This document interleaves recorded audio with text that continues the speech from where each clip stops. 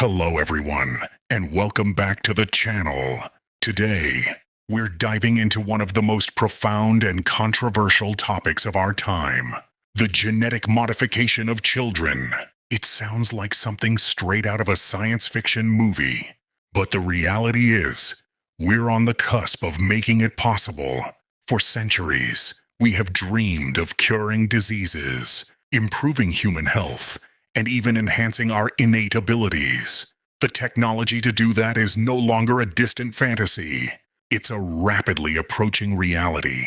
But as we stand at this precipice, we are forced to ask some fundamental questions. Is this the ultimate form of progress, or a dangerous step into an ethical abyss? The very definition of what it means to be human could be about to change.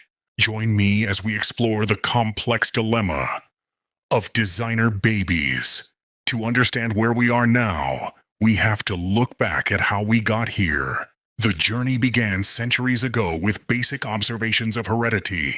People knew that traits were passed down from parents to children, but they didn't know how. The scientific revolution brought us Gregor Mendel, whose famous pea plant experiments laid the groundwork for modern genetics. It was a simple, yet revolutionary, idea that traits are inherited in predictable patterns. Then, in the mid-20th century, we had a breakthrough that changed everything.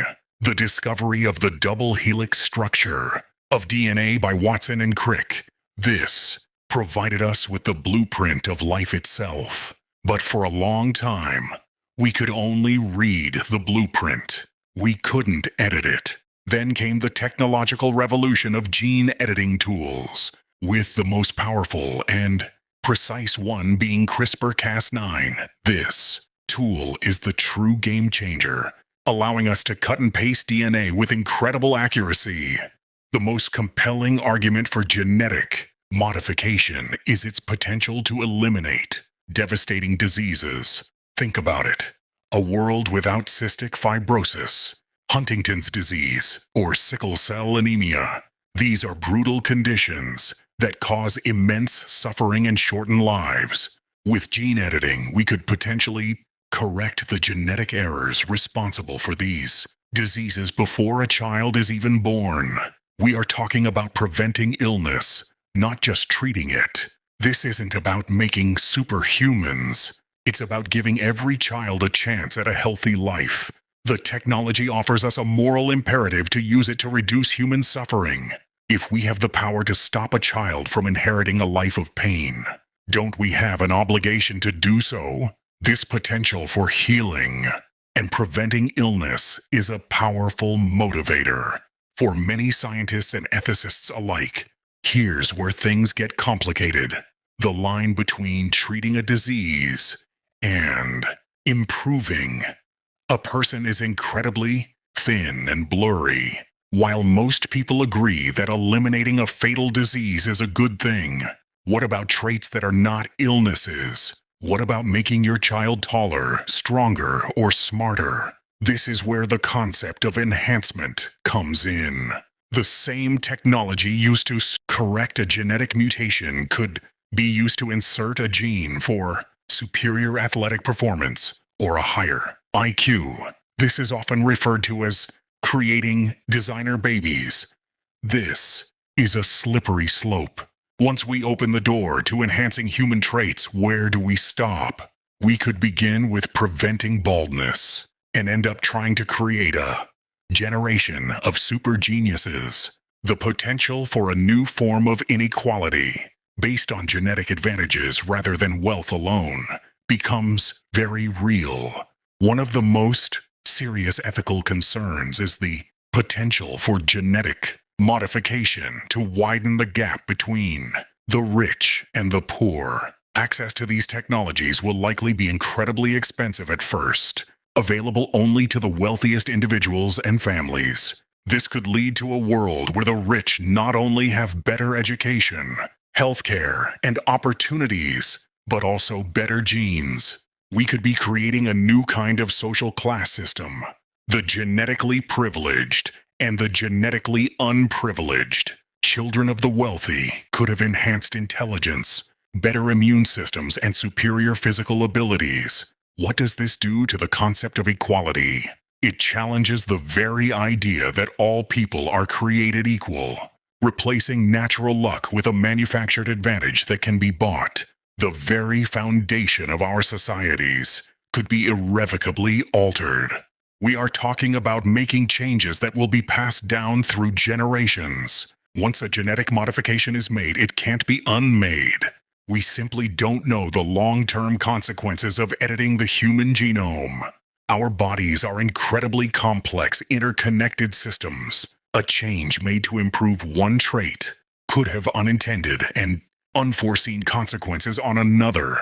We might eliminate a disease, only to inadvertently create a new vulnerability to a different illness or an unexpected cognitive side effect. What if a gene that provides resistance to a disease also plays a role in brain development? The risk of an off-target effect is significant.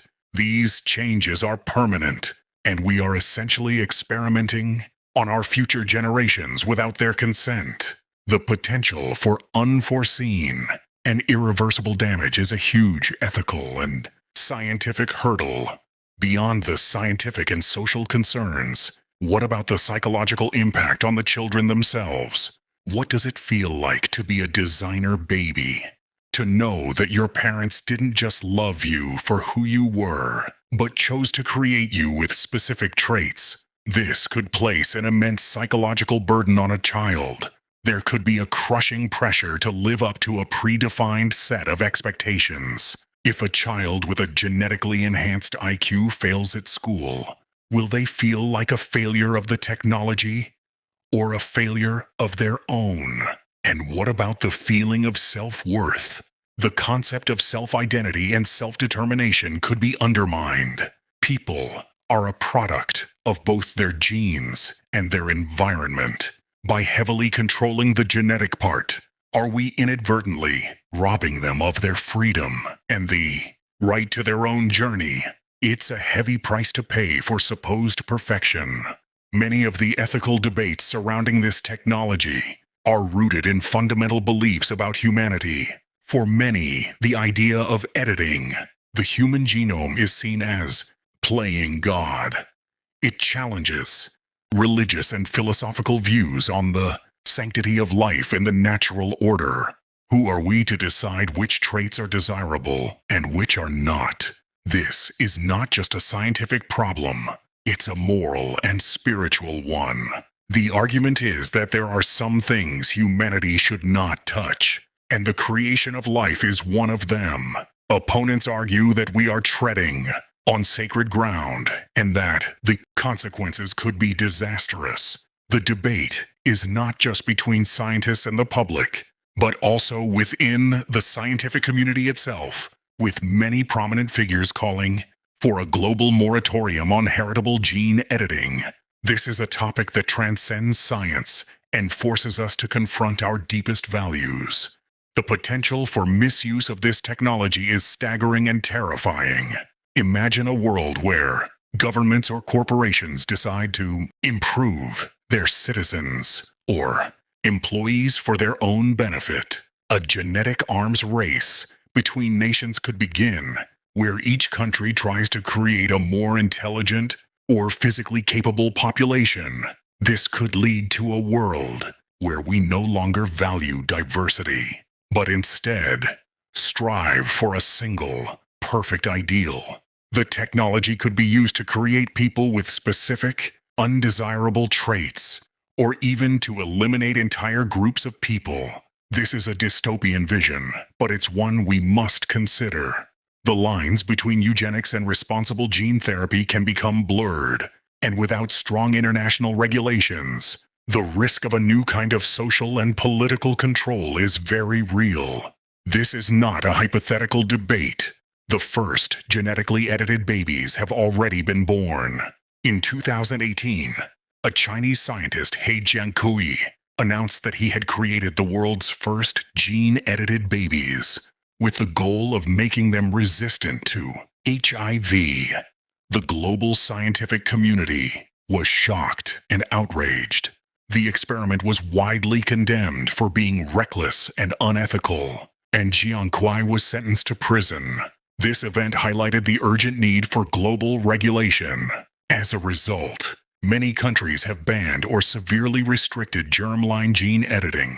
That is, editing that can be passed down to future generations. But as we know, a ban in one country doesn't stop rogue scientists in another. The lack of a unified global consensus on this issue is a major problem, and it means the debate is far from over. So where does that leave us? The debate between progress and ethics is far from settled. Genetic modification of children is a technology with immense potential for good, to cure diseases and prevent suffering, but it also carries immense risks. To exacerbate inequality, create psychological burdens, and lead to unforeseen consequences. We are at a critical juncture in human history. The decisions we make now will not only affect us, but will shape the very essence of humanity for generations to come. We have to decide if we want to use this technology to merely fix what is broken, or if we are willing to risk everything to create a so-called perfect human.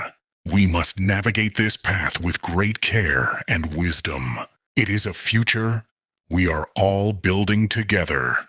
This is a topic with no easy answers, and the conversation is just getting started.